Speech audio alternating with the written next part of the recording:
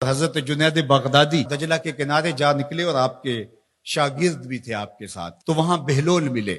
بہلول ایک مجذوب تھے، تو کہا کہ چلیے ان سے ذرا بات کرتے ہیں۔ تو شاگردوں نے کہا یہ تو ایک دیوانہ شخص ہے اور آپ اس سے کیا ملیں گے، آپ اتنے پڑھے لکھے عالم اور اتنے بڑے فقیہ اور صوفی، اور ایک دیوانے شخص سے آپ ملیں گے؟ دنیا اس کو دیوانہ کہتی تھی، بہلول دیوانہ۔ لیکن سعدی بولے کہ سعدیہ نزدیک رائے عاشقاں، خلق مجنو نندو مجنو عاقل است، کا اصل تو عاقل یہ لوگ ہیں۔ تو خیر حضرت جنید بغدادی گئے اور بہلول کو سلام کیا، کہا کہ آپ کون ہیں؟ تو کہا میں جنید بغدادی ہوں۔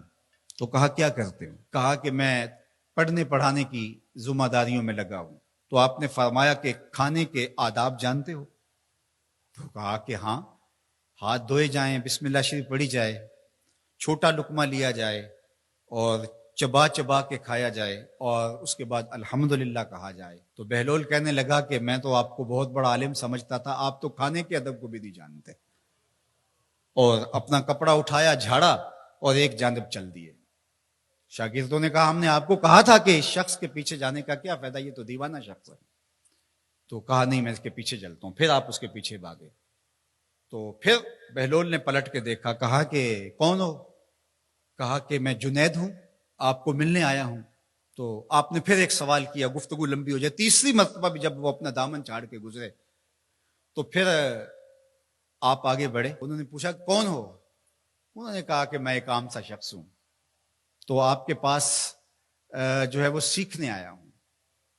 تو کہا کہ میں نے تم سے پوچھا تھا کہ کھانے کے آداب کیا ہیں، تو تم نے یہ بتایا تھا۔ کہا جی میں نے تو یہی پڑھا ہے اور میں نے یہی بتایا ہے۔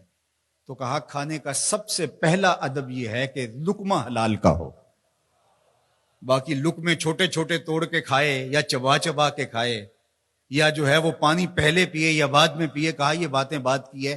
سب سے پہلا ادب کھانے کا یہ ہے کہ لقمہ طیب ہو، لقمہ طاہر ہو، لقمہ پاکیزہ ہو۔ اللہ اکبر۔ تو ہمارے رب نے ہمیں پاکیزہ رزق کھانے کی تلقین فرمائی ہے۔ تو اللہ کے محبوب علیہ السلام نے اس شخص کا ذکر کیا جو لمبا سفر کر کے آیا اور وہ کعبۃ اللہ کے سامنے کھڑا، وہ اللہ تعالیٰ جل شانہ کو پکارتا ہے اور کیا کہتا ہے؟ یا رب یا رب، اشعث اغبر، اس کے بال بکھرے ہوئے ہیں اور اس کا لباس پھٹا ہوا ہے، پراگندہ سی حالت ہے، اور اللہ کے گھر کے سامنے کھڑا ہے، لمبے لمبے ہاتھ کر کے دعا مانگ رہا ہے، یا رب اے میرے اللہ، اے میرے اللہ۔ لیکن فرمایا وَمَطْعَمُهُ حَرَامٌ وَمَشْرَبُهُ حَرَامٌ وَمَلْبَسُهُ حَرَامٌ وَغُذِّيَ بِالْحَرَامِ فَأَنَّىٰ يُسْتَجَابُ لِذَٰلِكَ۔ فرمایا کہ اس نے جو کھایا ہے وہ حرام کا ہے، اس نے جو پیا ہے وہ حرام کا ہے، اس نے جو لباس پہنا ہے وہ حرام کا ہے۔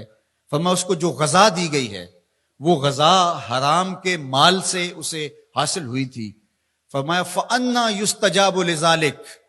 فرمایا مجھے بتاؤ کہ اس کی دعائیں کیسے قبول ہوں گی؟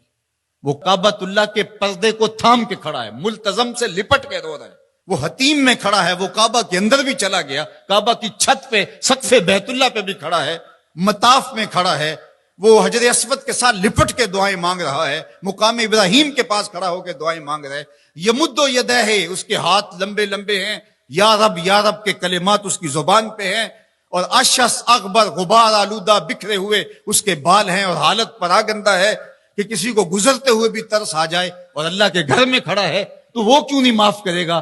لیکن فرمایا مطعمہ حرام ومشربہ حرام وملبسہ حرام وغذی بالحرام، اس کا کھانا پینا لباس اور غذا حرام کی تھی۔ فأنا یستجاب لذالک، اس کی دعائیں کیسے قبول ہوں گی؟ بلکہ علماء نے لکھا کہ جو شخص حرام کمائی کھاتا ہے اس کی اپنی دعائیں تو قبول نہیں ہوتی، نیک لوگوں کی دعاؤں سے بھی اس کا حصہ نکال دیا جاتا ہے۔ جب اللہ کے بندے اولیاء کاملین دعائیں مانگتے ہیں اور وہ پوری امت کے لیے، پوری قوم کے لیے مانگ رہے ہوتے ہیں، لیکن اس شخص کا حصہ نکال دیا جاتا ہے جس کا رزق پاکیزہ نہیں ہے۔ اس لیے رزق کی پاکیزگی یہ بہت اہم ہے۔ رومی علیہ الرحمہ فرماتے ہیں کہ اگر تمہارا رزق پاک ہوگا، تمہارا رزق ستھرا ہوگا، تمہارے سینے میں معرفت کا نور پیدا ہوگا، اور اگر تمہارے سینے میں غل، غش اور حسد، بغض، کینہ اور نفرتیں پیدا ہو رہی ہیں تو پھر تم غور کرو کہ تمہارے رزق میں کوئی مسئلہ ہے۔ تم کھاتے ہو اس کے نتیجے کے اندر حسد پیدا ہو رہا ہے، بغض پیدا ہو رہا ہے، نفرت، سستی اور کاہلی اور عبادت سے دوری پیدا ہو رہی ہے۔ جو رزق حلال ہے وہ عبادت کے لیے تقویت پیدا کرتا ہے، وہ تمہیں سچائی کی زندگی گزارنے کی طرف راغب کرتا ہے۔ تو اہم ترین چیز جو ہے وہ رزق کی پاکیزگی ہے،